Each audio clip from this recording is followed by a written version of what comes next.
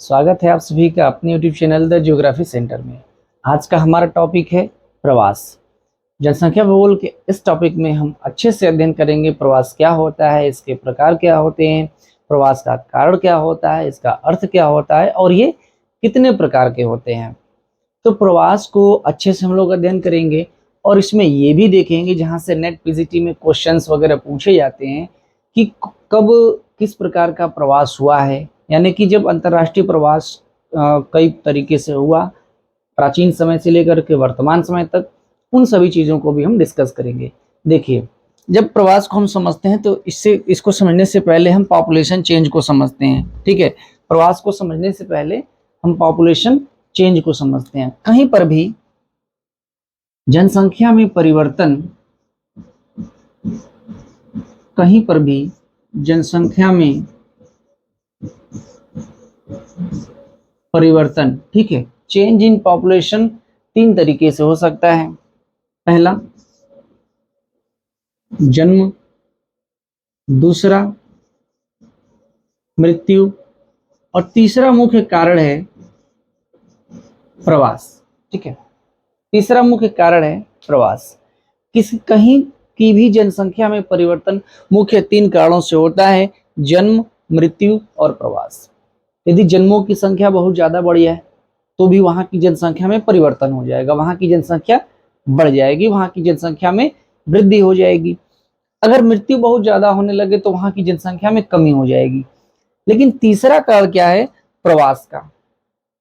प्रवास भी जनसंख्या में परिवर्तन का कारण बनता है। ठीक है, या तो जनसंख्या बढ़ जाती है या तो जनसंख्या घट जाती है। ठीक, अब प्रवास को अगर हम लोग समझे तो प्रवास से जनसंख्या कैसे बढ़ेगी, इसके दो तरीके हैं। ठीक है, प्रवास से जनसंख्या में वृद्धि भी हो सकती है और प्रवास से जनसंख्या में ह्रास भी हो सकता है।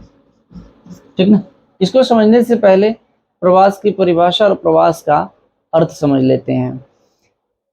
किसी मानव समूह के द्वारा, ठीक है, देखिए प्रवास तो कोई भी करता है, ठीक है, जानवर भी करते हैं सब। हम बात यहाँ कर रहे हैं पॉपुलेशन ज्योग्राफी में माइग्रेशन ऑफ पॉपुलेशन, यानी कि जनसंख्या प्रवास की बात कर रहे हैं। अगर पशु भी किसी एक स्थान को छोड़ करके दूसरे स्थान पर आते हैं तो उसको माइग्रेशन बोला जाता है, उसको प्रवास बोला जाता है।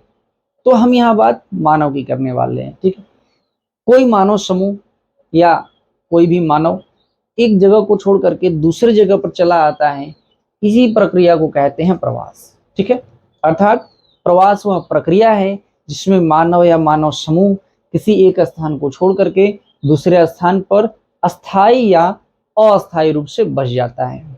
ठीक, अस्थायी या अस्थायी रूप से बस जाता है, चला जाता है, उसको प्रवास कहते हैं। ठीक, प्रवास के दो प्रकार होते हैं।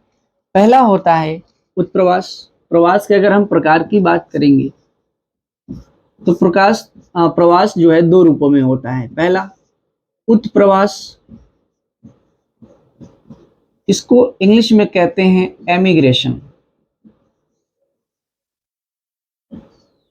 ठीक, जब कोई व्यक्ति किसी स्थान को छोड़ करके यहां से बाहर जाता है तो वह प्रक्रिया उस स्थान के लिए कही जाएगी उत्प्रवास। दूसरा, जब कोई व्यक्ति किसी स्थान को छोड़ करके, ठीक है, किसी एक दूसरे स्थान पर आता है, इसको बोलते हैं इमिग्रेशन। इसकी स्पेलिंग में डिफरेंस है, समझिएगा। इसको बोलते हैं आप्रवास। ठीक है, ये कोई स्थान है, यहां पर कोई आ रहा है। उत्प्रवास में क्या होता है? कोई स्थान को छोड़ करके जाता है। जैसे मान लीजिए कोई एक प्लेस है, जैसे इलाहाबाद हो गया, तो इलाहाबाद को अगर आप छोड़ करके जा रहे हैं तो वह प्रक्रिया उत्प्रवास होगी।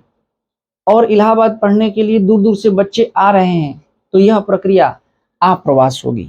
ठीक, अगर यहाँ पर आप कहीं से आ रहे हैं तो आप्रवास, और छोड़ करके जा रहे हैं तो उत्प्रवास।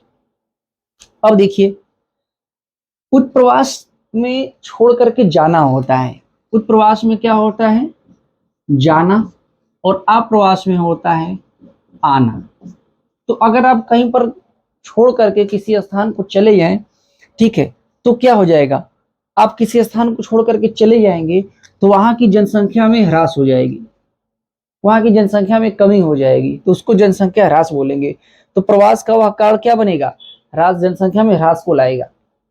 इसके अलावा अगर आप आते हैं तो अगर किसी स्थान पर जनसंख्या आ रही है, जैसे इलाहाबाद में बहुत से दूर दराज के इलाकों से लोग पढ़ने के लिए, बच्चे पढ़ने के लिए आ रहे हैं, तो अगर आप कहीं से आ रहे हैं तो जनसंख्या में क्या हो जाएगी? वृद्धि हो जाएगी। ठीक, तो जाने से ह्रास और आने से वृद्धि। तो प्रवास इस प्रकार से जनसंख्या में परिवर्तन को लाता है। ठीक है, महत्वपूर्ण कारण है जनसंख्या परिवर्तन का प्रवास। तो प्रवास के दो प्रकार हमने आपको बताया, उत्प्रवास और आप्रवास। प्रवास क्या होता है फिर से समझ लीजिए। प्रवास वह प्रक्रिया है जिसके प्रवास उस प्रक्रिया का नाम है जिसमें कोई एक व्यक्ति किसी स्थान को छोड़ करके चला जाता है। कोई एक व्यक्ति या किसी व्यक्ति या व्यक्तियों का समूह, मानव या मानव समूह एक स्थान को छोड़ करके दूसरे स्थान पर जाता है, इसी प्रक्रिया को प्रवास कहते हैं। ठीक है, चलिए, तो अब हमने प्रवास के दो प्रकार देख लिए। प्रवास जो है कि दो रूपों में होता है। अब हम यहाँ से बात करेंगे कि प्रवास के कारण क्या है, क्या कारण है कि लोग जो है छोड़ करके जाते हैं। ठीक है, तो अगली हमारी हेडिंग होगी प्रवास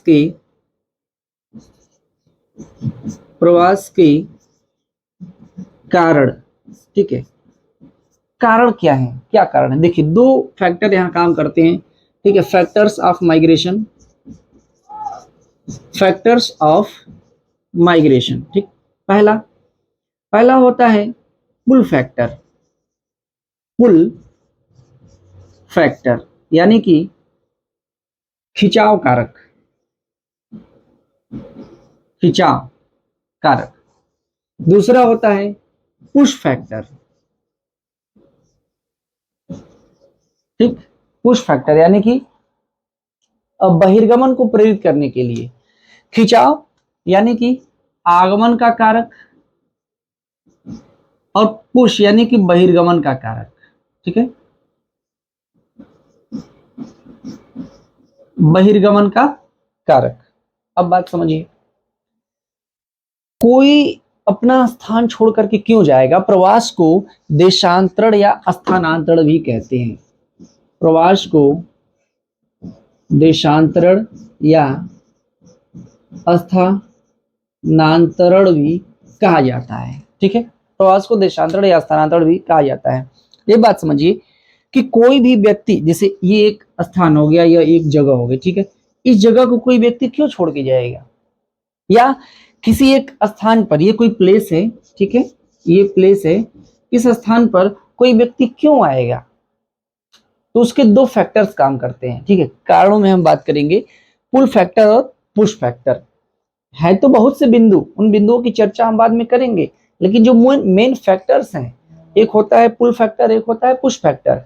पुल फैक्टर क्या करता है? खिंचाव, आगमन को प्रभावित करता है।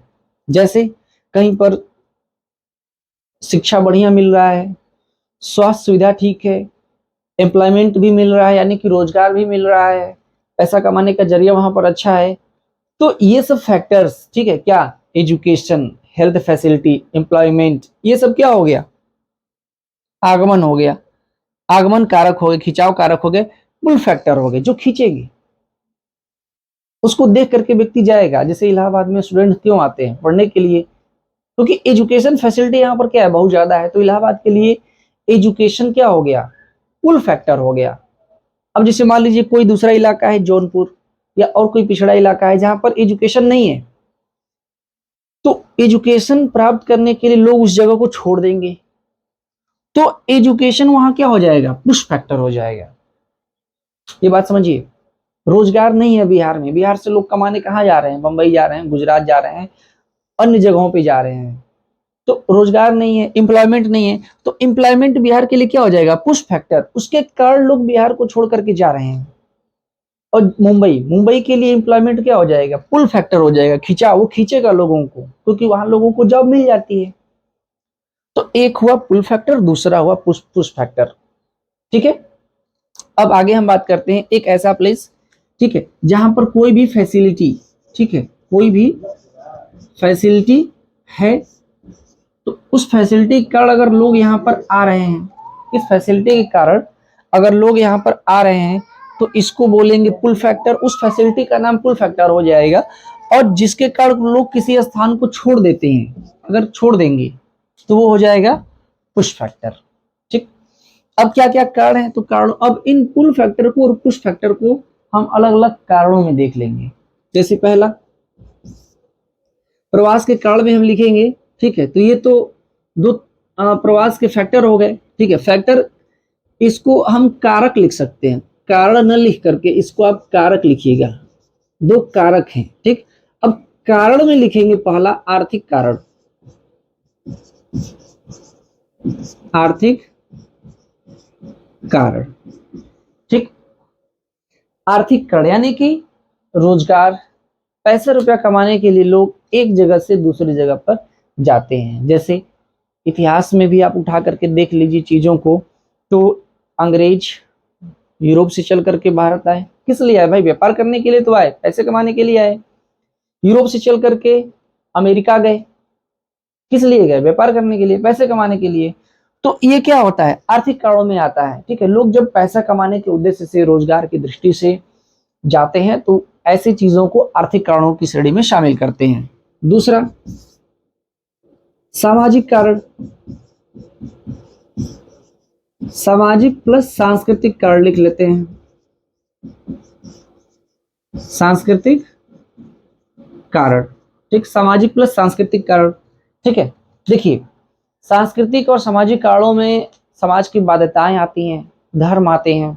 ठीक है, सामाजिक कारणों की अगर हम बात करेंगे तो प्रवास, जैसे स्त्रियों की जब शादी हो जाती है, खास करके लड़कियों की शादी होती है, तो वह अपने माँ बाप के घर को छोड़ करके ससुराल में जाती हैं। ठीक है, तो माँ बाप के घर को छोड़ के ससुराल में जाती हैं, तो ये क्या हो गया? ये भी तो एक प्रवास है, ये भी प्रवास है। तो प्रवास का ये सामाजिक कारण हो गया। ठीक, सांस्कृतिक कारण, अब लोग क्या करते हैं कि किसी सांस्कृतिक जगह पर जाकर के बस जाते हैं। ठीक है, वो उसमें धर्म वगैरह की बातें आती हैं, संस्कृति की बातें आती हैं। या फिर किसी किसी समाज में, जैसे आदिवासी समाजों में क्या होता है कि शादी विवाह के बाद या किसी एक उम्र के बाद लोगों को अपना घर छोड़ना पड़ता है। तो ये सब बातें, ठीक है, सामाजिक कारणों में और सांस्कृतिक कारणों में शामिल की जाती हैं। ठीक है, इसके बाद हम बात करेंगे तीसरा राजनीतिक कारण।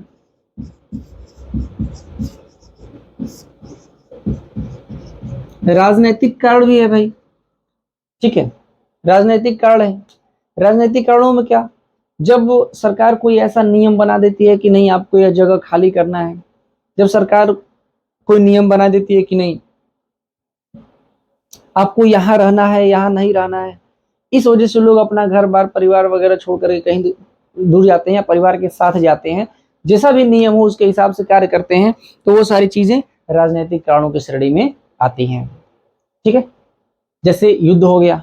युद्ध क्या, भारत पाकिस्तान का विभाजन हुआ, लोग पाकिस्तान से भारत गए, भारत से पाकिस्तान आए। ठीक है, ये राजनीतिक कारणों की श्रेणी में शामिल किया जाएगा। इसी तरीके से कहीं पर अगर युद्ध हो जाता है, जैसे अभी वर्तमान में यूक्रेन और रूस में युद्ध चल रहा है। ठीक है, तो लोग क्या कर रहे हैं, किसी एक देश को, यूक्रेन को छोड़ करके भाग रहे हैं, रूस को छोड़ करके साइड जा, क्योंकि वार कभी भी हो सकती है, भयंकर हो सकती है, भयंकर रूप ले सकती है। तो जब युद्ध वगैरह भी होता है ना, तो राजनीतिक कारणों की वजह से युद्ध होता है, तो लोग अपना घर बार छोड़ करके दूसरे सुरक्षित स्थानों पर चले जाते हैं। तो इसको भी राजनीतिक कारणों की लिस्ट में शामिल किया जाता है। चौथा जो कि इंपॉर्टेंट है, प्राकृतिक कारण। ठीक है, प्राकृतिक कारण। प्राकृतिक कारणों में क्या है भाई, सूखा पड़ गया किसी क्षेत्र में तो लोग उस क्षेत्र को छोड़ करके चले जाएंगे, बाढ़ आ गया तो लोग उस क्षेत्र को छोड़ करके चले जाएंगे दूसरी जगहों पर। ठीक है, भूकंप आ गया, लोग उस क्षेत्र को छोड़ करके दूसरे स्थानों पर चले जाएंगे। महामारी फैल गई तो लोग उस क्षेत्र को छोड़ करके दूसरे स्थानों पर जाने का प्रयास करेंगे।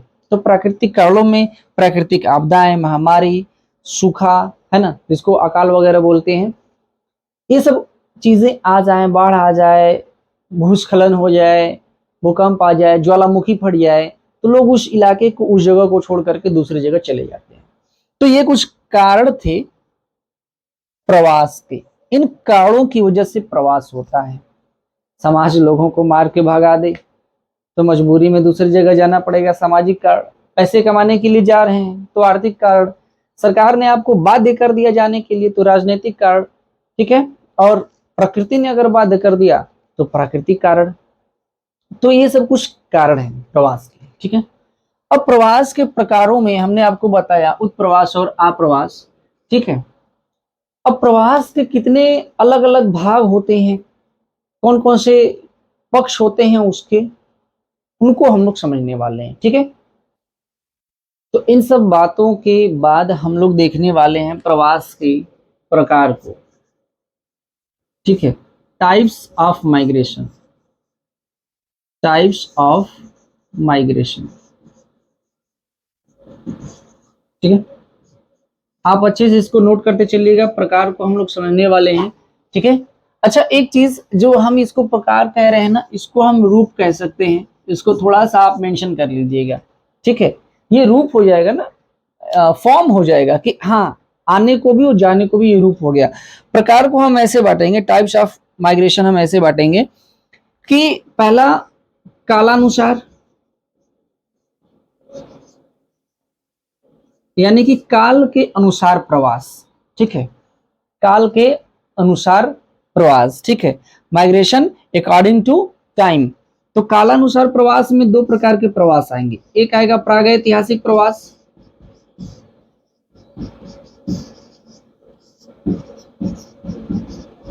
और दूसरा आएगा ऐतिहासिक प्रवास।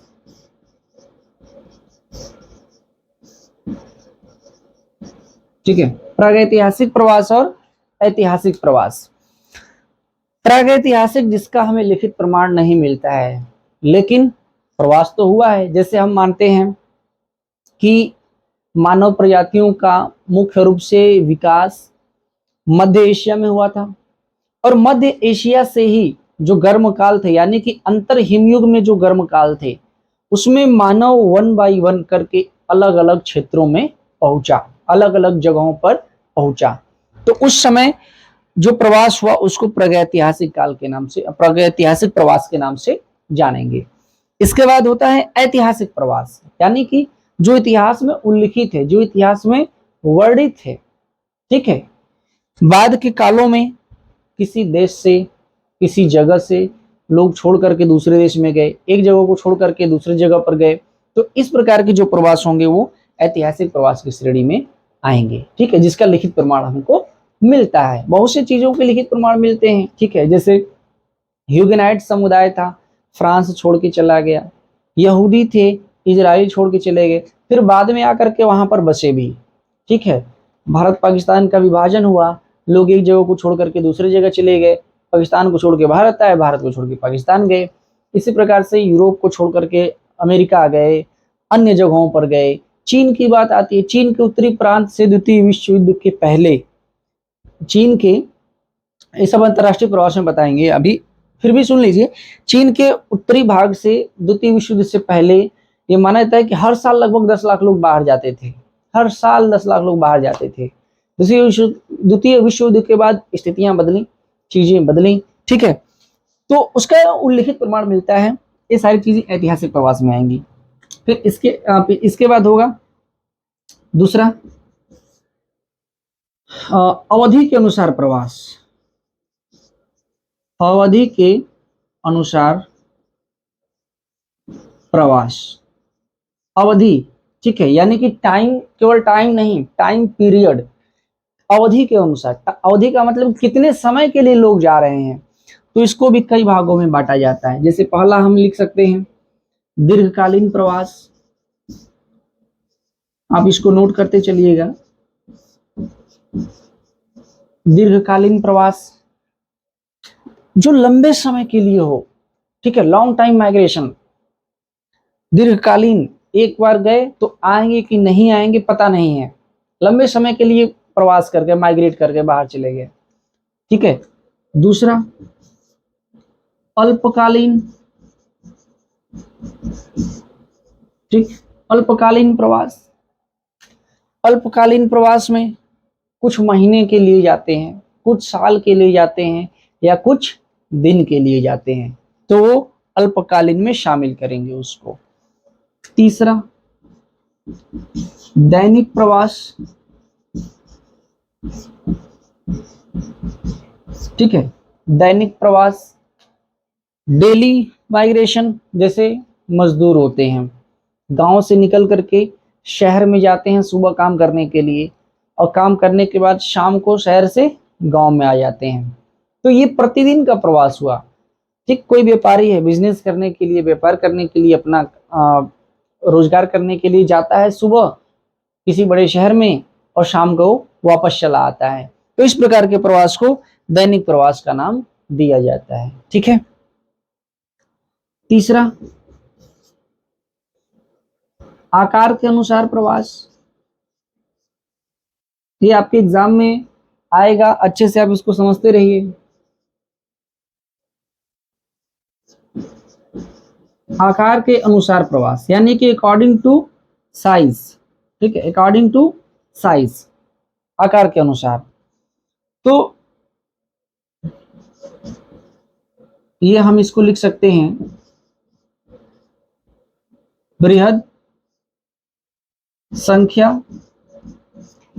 प्रवास, और दूसरा हम इसको लिख सकते हैं लघु। बृहद और लघु में हम इसको बांट सकते हैं। ठीक है, नोट कर लीजिएगा इसको, हम बृहद और लघु में इसको बांट सकते हैं। जैसे साइज का मतलब कि हम नंबर से फाइंड आउट करते हैं। कभी कभी प्रवास एक साथ समूहों में होता है, बड़े पैमाने पर होता है, तो हम उसको बृहद प्रवास कहते हैं।